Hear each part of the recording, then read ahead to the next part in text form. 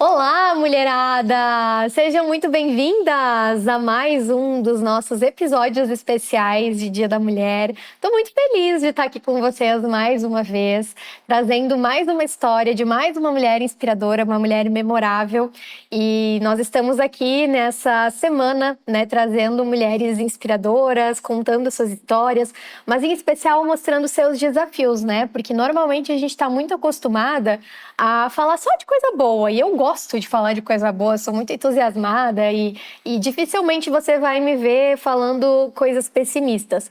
Mas a gente sabe que qualquer mulher empreendedora passa por desafios, passa por muitas coisas ao longo do caminho e precisa aprender a lidar com elas enquanto as coisas vão acontecendo, Então, o objetivo desse nosso especial, mais do que a gente falar sobre isso, é também trazer histórias, porque eu acredito que nada mais conecta do que uma boa história. E as mulheres que eu convidei para estarem comigo nessa semana têm muita conexão comigo. De alguma forma, eu sempre digo que elas são iguaizinhas a mim. Em algum ponto, nós temos alguma coisa que se conecta, por isso que a gente se conectou. E eu gosto muito de valorizar essas pessoas que fazem parte do meu negócio, da minha vida, da minha marca, Então, eu espero que vocês estejam gostando. Se você ainda não assistiu os outros episódios, volta lá, assiste, porque a gente tem ótimas histórias, ótimas, realmente histórias de mulheres que fizeram a diferença. E é claro que nós também temos vários encontros marcados daqui para frente. Toda segunda-feira ao meio-dia, o nosso podcast vai ao ar também, com conteúdos relacionados a marketing, a construção de marca, posicionamento, para você realmente poder aplicar na sua marca e fazer ela decolar. Então, se você ainda não se inscreveu aqui no canal, se inscreve para não perder nenhum conteúdo. Eu sempre digo que aqui no YouTube e nessas ferramentas onde eu posso falar por mais tempo, é onde está o ouro mesmo, A profundidade que muitas vezes num videozinho de 1 minutinho lá no Instagram a gente não consegue. Então, se inscreve aqui, aproveita, tem muito conteúdo gratuito para você realmente poder aplicar no seu negócio. Mas vamos ao que interessa, Vamos à nossa próxima convidada, uma mentorada muito querida que eu gosto tanto e que aceitou esse desafio. Eu sei que para ela também é um desafio. E eu escuto antes de começar os episódios: meu Deus, mas para você é tão fácil, mas você domina. Eu fico nervosa. E eu sei que isso é natural, Mas eu domino porque isso aqui já faz parte da minha rotina. Então, o objetivo desses encontros é que a gente possa conversar como a gente conversa dentro de mentoria, quando a gente conversa realmente para fazer algum projeto acontecer.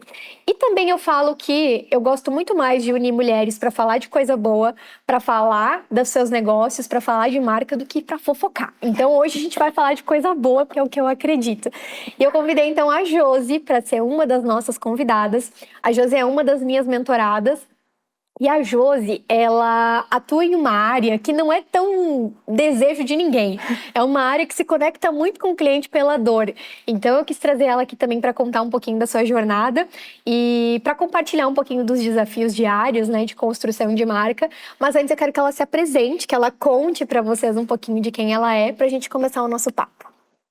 Oi, Thali. Bom, primeiro, muito obrigada pelo convite. Fiquei muito feliz e um pouquinho nervosa, porque sim, é um desafio. Mas eu fiquei muito feliz. Então, bom, para quem não me conhece, meu nome é Josiane, mas é a Josi, Josiane é sua mãe braba. Isso aí. Quando a coisa tá séria, quando a mãe tá braba, ela é Josiane. Mas sério ainda é o nome completo, então é Josi. Eu sou engenheira civil e eu trabalho realmente numa área que ninguém quer porque é problema, Então hoje, basicamente, eu trabalho ainda bastante com regularizações, mas eu tenho atuado muito mais nessa área de perícias. Mas eu uso isso também por um outro lado, para ajudar também na questão de uma restauração de um prédio. Hoje eu tenho ido bastante para esse lado, para fazer um acompanhamento, mas ainda trabalho muito com laudos judiciais e é isso, é resolução de problemas mesmo. É sempre uma discussão de algum problema que está acontecendo numa obra ou em diversas situações. E Josi, eu acho que para a gente começar também, eu gosto de trazer muito onde a gente cria a disrupção daquilo que a gente faz. Então, quando a gente vai para um curso de engenharia, o que a gente imagina que a gente vai fazer? Construir. Construir. Eu tenho um engenheiro em casa, eu acho que ele nunca cogitou fazer outra coisa dentro da engenharia. Então, é muito comum que esse desejo seja mais natural. Sim. onde é que tu decidiu nichar para essa área em específico? Onde é que surgiu o interesse de ir para esse caminho? Por quê? Por que dentro dessa área de regularização, de perícia? Bom, eu, antes de me formar em engenharia civil, me formei em administração. Eu já tinha um certo perfil, mas o meu primeiro emprego já foi numa construtora, então decidi partir para engenharia civil. E eu achava muito que quando eu entrasse lá, eu ia gostar da área de projetos, de construção, cálculo estrutural, e eu não gostei de nada disso. Eu não me identificava com nada. E tu pensou em parar quando tu começou a não gostar? Ou Não, não? eu pensava, no próximo semestre, quem Ah, tá. sabe, né? Até que chegou a disciplina de patologia. E era só sobre, então, problemas de obras, né? As manifestações patológicas, o que acontecia, uma fissura, alguma questão. E foi a única matéria que eu gostei. E aí, E só tinha uma. só tinha uma Durante cadeira. esses 5 anos. E eu pensei, gente, como é que eu vou trabalhar com isso? E aí, quando eu estava prestes a me formar, eu recebi uma propaganda, assim, de uma pós-graduação em perícias. E na faculdade, a gente, naquela época, hoje eu sei que a URI já trabalha um pouco algumas áreas específicas, mas naquela época não tinha nada, nenhuma cadeira sobre isso e nenhum professor falando sobre isso. E eu fui ler a ementa, enfim, dessa pós-graduação. E eu achei super interessante, assim, porque tratava exatamente sobre elaboração de laudos, patologias, e tinha essa cadeira de patologias era aberta em várias, né, patologia de sistemas hidráulicos, de fachadas, e revestimentos. Eu disse, acho que é isso, né? E aí eu me formei, então fui para pós, e lá na pós, sim, foi quando eu me encontrei. Gostei muito ao contrário da faculdade, gostei de todas as cadeiras, aí fiz muitos amigos, essa pós era em Floripa. Então, conheci muitos colegas lá que já trabalhavam com perícia e eu fui perguntando para eles e eu vi que aquilo era algo que me chamava atenção e talvez porque ligava com algumas características minhas. Eu sempre gostei, eu sempre fui muito curiosa, assim, e gosto de fuçar e descobrir o porquê das coisas, né? Não me contento, assim, que algo não tenha uma resolução. E ali acho que foi isso, sabe? Juntou um pouquinho de características minhas com a única matéria que eu gostei da faculdade. E foi assim que eu comecei nessa área. E para se posicionar em relação a isso, como é que foi? Porque é muito mais fácil você vender um projeto, você vender um sonho, porque normalmente o projeto está relacionado a um sonho, do que você vender uma dor, você vender um problema. Então, eu sempre falo, né, que nós empreendedoras somos nada mais do que a gente só fica resolvendo, fazendo resolução de problemas dos outros, né? Então, no teu caso, o teu dia, ele é cheio de problemas e é isso que tu faz. Como é que tu vende essa dor para as pessoas, né? Porque, querendo ou não, vender um projeto, não que seja mais fácil, porque também tem os seus desafios, mas é muito mais tranquilo fazer esse tipo de oferta na rede social, um posicionamento. Como é que tudo começou para ti, assim? Como é que tu teve teus primeiros clientes? Foi bem difícil, porque aqui na nossa cidade, principalmente, quando eu comecei a trabalhar com isso foi 2018 e não tinha muita gente, tinha os mais, que existem até hoje, os mais antigos que faziam mais perícias judiciais, mas não tinha assim muita gente começando nesse mercado e eu estava ali tentando. A primeira vez que eu trabalhei foi um amigo advogado, ele precisava de um laudo para um processo e ele pediu para um amigo meu, e esse amigo não quis fazer, passou para mim. Então eu comecei assim, com um serviço que alguém recusou. E eu fui fazer esse laudo, enfim, era uma casa inteira para analisar os problemas que tinha. Eu fiz o laudo, gostei de fazer, pedi ajuda para os meus colegas após. E deu certo, enfim, eu comecei a fazer, e, no caso, essa situação específica, assim, a gente conseguiu resolver extrajudicialmente, começou com um processo, no fim chegaram num acordo, foi uma situação agradável perto das outras que eu passei depois, mas não foi fácil porque muita gente aqui levava a mal esse trabalho, né? Eles se sentiam, falavam assim, é engenheiro de obra pronta, né? É muito fácil, tu não constrói nada, tu só vem aqui apontar o defeito dos outros. E eu nunca vi dessa forma, né? Pelo contrário, eu acho que a gente está usando o nosso conhecimento para ajudar a resolver um problema, né? Não importa quem é a pessoa que construiu, importa o problema e a gente tem que resolver. Então demorou um pouco, sim. No início foi bem difícil, encontrei muitas barreiras, mas depois eu comecei a usar o Instagram para mostrar algumas coisas que eu tinha visto e ideias que eu tinha para solucionar. Comecei com uns posts terríveis que se tu visse, tu ia me... Ah, tu excluiu ele? Estão arquivados. Mas deram certo, tá? Ah. Eu pensei, esses que eu te falei que eu tenho uma listinha de reciclagem lá para fazer. Que isso é bom que a gente olhe para trás e não goste. Porque se a gente olha para trás e fala, então a gente não evoluiu nada. Então é bom a gente olhar para trás e falar, nossa, que vergonha. É bom que a gente olhe esse vídeo daqui 5 anos e a gente fala assim, meu Deus, como é que eu fui falar isso? Olha como eu me comunicava. Porque se a gente olhar daqui 5 anos isso, ou 2, 3, 1 ano que seja, e a gente acha que tá tudo bem, que tá tudo certo, que a gente não é porque a gente não evoluiu. Exato. Então é uma delícia olhar as coisas antigas. Sim.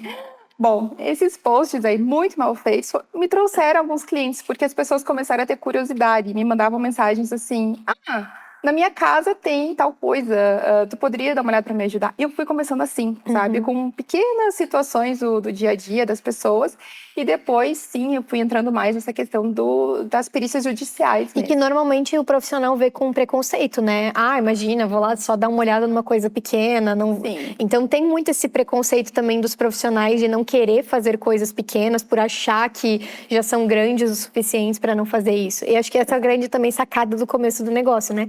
A gente vai batendo no peito. Sabe fazer? Sim, sei, vamos lá, vamos fazer. Não sabe nem o que tá fazendo, Não, mas vai vamos lá. Vamos lá. Foi assim que eu comecei, tanto na área de regularizações quanto na de perícias, com serviços pequenininhos que ninguém queria fazer, né? Eu sempre falo, eu comecei com aquilo que os outros não queriam. Regularização foi da mesma forma, eu peguei um serviço que ninguém queria fazer, eu precisava de cliente, aceitei. E assim foram surgindo outros, né? Desses pequenos, tem uns desses que até hoje são meus clientes. Alguns, infelizmente, viraram processos judiciais, eu acompanhei eles e sigo até hoje, porque agora, numa reforma, alguma situação assim, eles lembram de mim e me chamam para ajudar em alguma questão pontual. Então... E eu acho que coincidentemente, porque eu não, na hora de escolher as pessoas, eu não parei para pensar nisso. Mas coincidentemente, todas que vieram até agora, até aqui, elas falaram muito sobre conhecimento. E eu acho que conhecimento faz muito parte da tua rotina profissional, né? Foi pro mestrado, está no mestrado. Por que também tu decidiu seguir por esse lado acadêmico, né? Porque eu acho que isso também faz muita diferença e muitas pessoas não valorizam hoje, né? Já tanto quanto se valorizava antes. Agora a gente falou antes até, né? Sobre quando a gente está valorizando o conteúdo raso que encontra na internet, uma videoaula, porque eu já domino, porque eu vi uma videoaula, porque eu fiz um curso de final de semana, mas por que o mestrado? Eu, assim, sempre fui muito exigente comigo mesma e trabalhando nessa área... Já vamos falar sobre isso também. Vamos lá. E trabalhando nessa área, eu vi a importância de a gente estudar bastante, porque não é fácil, né? Que nem as pessoas dizem, é só apontar o erro. Não, eu tenho que saber o que eu tô falando, porque é um compromisso muito sério. Se eu sou a perita do juiz, é uma responsabilidade enorme. Se eu sou assistente, também tenho o meu grau de responsabilidade ali. E voltando naquela situação, que eu tenho umas características assim de gostar, gosto de investigar, de pesquisar, eu procurei o mestrado por isso. Eu gosto desse meio acadêmico, assim, pelo acesso que a gente tem a laboratórios, a pesquisa, é uma coisa que eu gosto.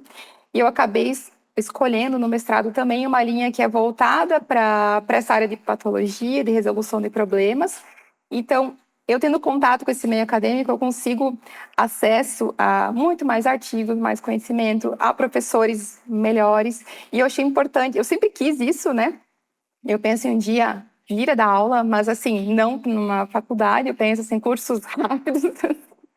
E eu queria essa vivência do mestrado, né, para essas duas coisas, tanto para um dia poder dar aula mesmo, mas também para agregar mais conhecimento para o meu trabalho hoje.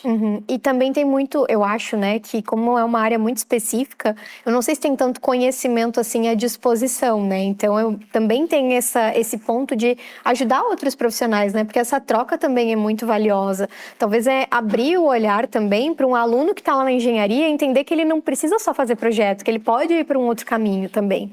Exato, porque assim, eu não tive essa disciplina, né? E eu sei que hoje não existe essa cadeira específica, né? Tem algumas eletivas, assim, de avaliação de imóveis, que dá uma pincelada no que tu pode fazer de diferente, mas não tem nada muito específico.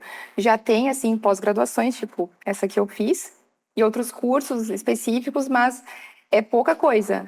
Tu tem que procurar bastante. Então, eu vejo que tem outros profissionais, não daqui, mas do Brasil afora, que aproveitam também essa área para fazer curso e chamam bastante atenção. Uhum. Porque é bem isso, na faculdade tu não vê e tu acaba se limitando. Ah, eu tenho que sair construindo, né? É o pensamento de todo mundo, sair, montar uma empresa e construir. Mas tem outros caminhos, né? E tem uma área, essa área é super interessante.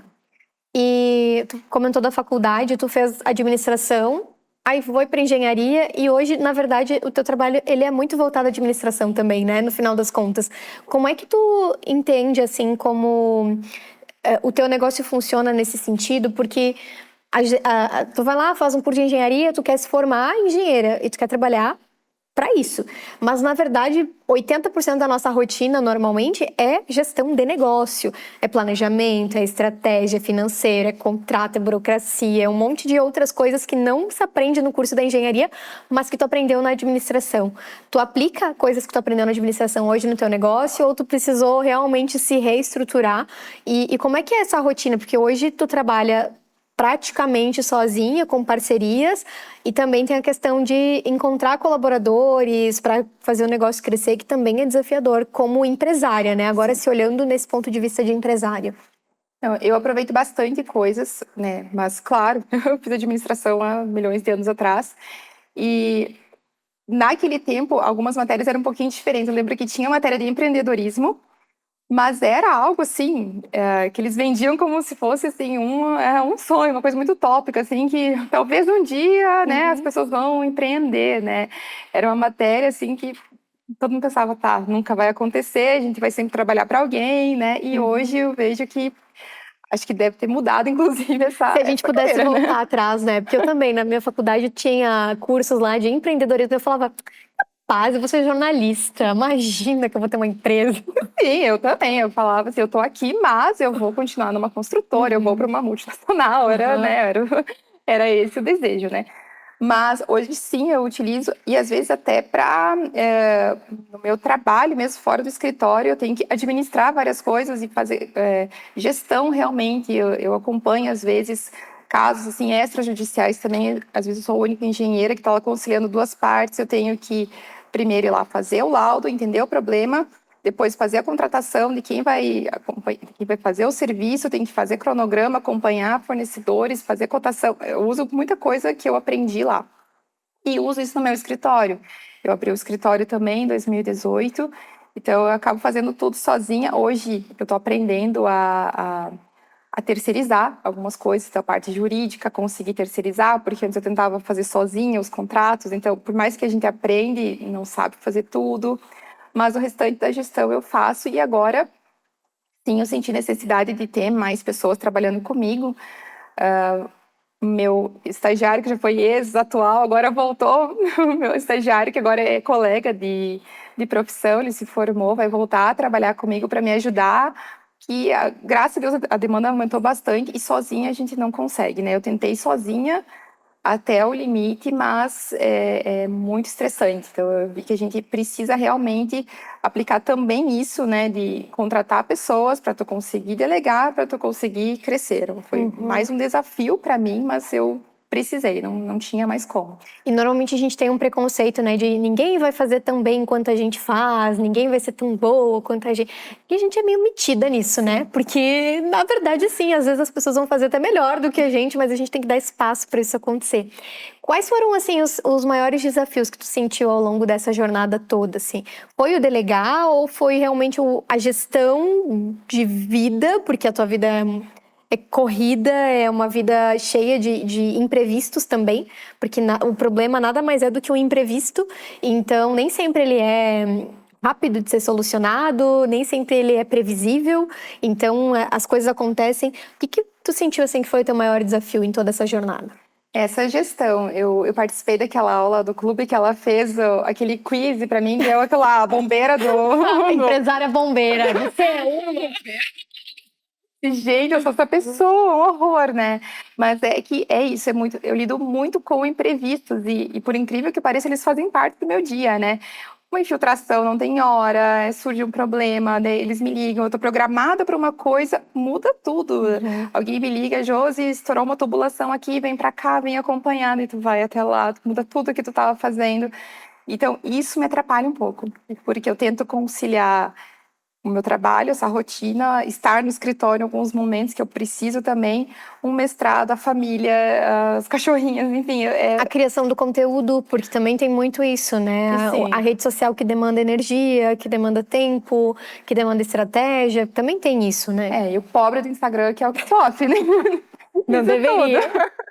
Mas foi por isso que entrei na mentoria também. Eu preciso aprender a conciliar isso, né? E até acho que os desafios dos stories foram bons, porque eu ficava ali, a gente é meio competitiva também, né? Não, eu tenho que ganhar. É só fazer uma competição com as mentoradas, que é só dizer que eu vou dar um presente, que, meu Deus, aí... Surge tempo para postar, é incrível. E sabe que isso é uma coisa muito interessante, né? Que entrando nesse ponto, a gente precisa de motivação. E eu acho que tu trouxe uma frase muito legal, que é: eu não consigo fazer tudo sozinha. É importante eu ter alguém que caminhe junto comigo. E mentoria, treinamento, nada mais é do que isso, né? É ter alguém que caminhe junto. Hoje, a gente gravando, né, os episódios, enfim, uma vai encontrando a outra e possivelmente nem se conheçam pessoalmente, mas parece que já se conhecem, porque uma tá ali motivando a outra, ajudando a outra. Então, esse é o ponto importante, assim, de entender que a gente vai sozinha, mas tem limite pra gente ir sozinha. A gente normalmente quer ser a gente aprendeu a ser assim, independente, bater no peito, eu vou fazer contrato, eu vou fazer isso, eu vou fazer financeiro, eu vou fazer gestão, mas chega um determinado momento que não, sabe, tu não dá conta de tudo, tu não é capaz de fazer tudo com excelência, porque não é uma questão, e tu trouxe, né, eu sou muito exigente comigo mesma, e isso só piora. Porque aí, se tu não fizer com excelência, tu vai ficar pior. Então, é melhor tu delegar para alguém que faça com excelência, porque assim, pelo menos, tu vai poder ser exigente com a pessoa que está executando. Então, eu vejo que dentro da mentoria é muito bom isso também, porque a gente tá junto, né? A gente tá ali conectada uma na outra. E quando tem competitividade, é isso que acontece. E é isso que acontece também quando um concorrente nosso começa a fazer alguma coisa. Porque nada mais é do que aquele bichinho da competitividade que nos pica e fala: ele fez, eu vou fazer também. Olha aqui, ele tá me copiando, vou fazer melhor. Então, a competitividade, ela não é ruim se ela não for tóxica. Sim. Mas também a gente tem que pensar muito nisso, que às vezes a gente precisa estar em ambientes que nos tirem da zona de conforto, né? Que eu acho que também a tua área é total fora da zona de conforto. E tu não é uma pessoa que busca por zona de conforto, mas eu acho que o desafio maior aqui é realmente conciliar o tempo, né? Conciliar o tempo.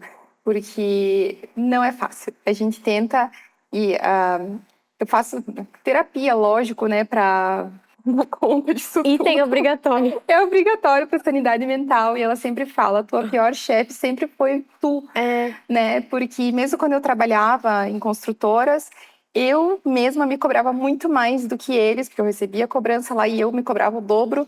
E agora, hoje, eu enxergo, né, que a gente precisa abrir mão de algumas coisas. Então, as regularizações, eu ainda gosto, ainda faço, mas eu escolho agora aquelas que eu vou botar mais energia, e eu tenho alguém que voltou ali para trabalhar comigo para assumir essa parte, para eu conseguir ficar um pouco mais livre.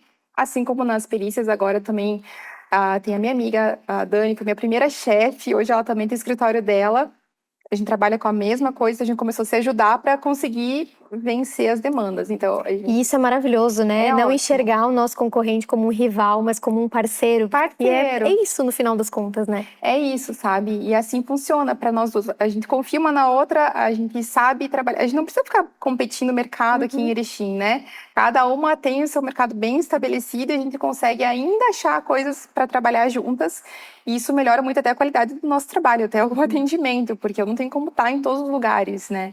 Como te falei, a demanda aumentou, e agora, assim, principalmente os prédios, é uma coisa que as pessoas estão mudando. Antes só contratava o pintor, agora eles estão enxergando, assim, a importância de ter um engenheiro também, né? Às vezes o prédio está muito problemático, e o pintor está vindo sempre e o problema continua. Então, agora eles estão também enxergando isso, né? E para mim foi uma grande oportunidade conseguir. Então, agora eu preciso dar conta disso, né? Para fazer esse acompanhamento também.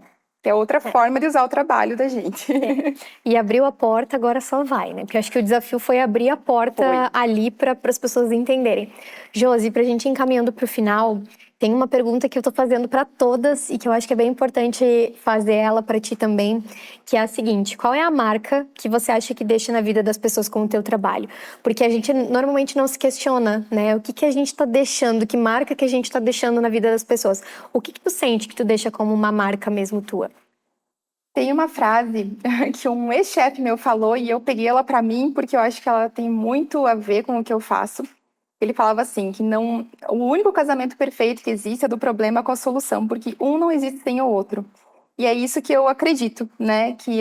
Tem solução, sim, né? Às vezes a gente só precisa usar alguma forma mais criativa, pensar um pouquinho mais, tentar mais um pouco, mas eu tento usar o meu trabalho para isso, para resolver algum problema, tecnicamente, deixar alguma solução, deixar algum problema resolvido, né? Não importa se é na construção, se é uma documentação, o que que acontece, mas é usar o meu conhecimento para isso, para resolver algo para alguém.